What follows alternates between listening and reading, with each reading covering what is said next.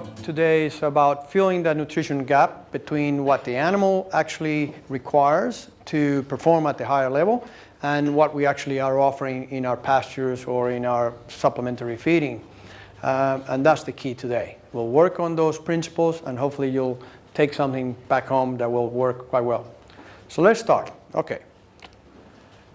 Now, of all those principles, I've come up with 3 that are essential. They have to happen if you want ruminants to work well. And the 3 key principles are feed the microbes for a healthy rumen, optimize dry matter intake, and balance the daily diet. They work independently, but they also work as a group. So we're going to talk about each one of them, but remember they all are part of the same response.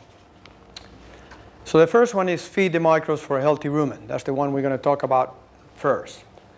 So we have in the rumen, which is a big pouch, rumen reticulum, we have billions of microbes of hundreds of types and each breaking down different feed components. So what we have is probably 20 or 30,000 different species of bacteria in the rumen. Of those, about 1,000 would be at any time in big numbers. And of those, a big group of them will be digesting certain parts of the forage or feed. Some will be digesting other parts. So they're very specific in what they do.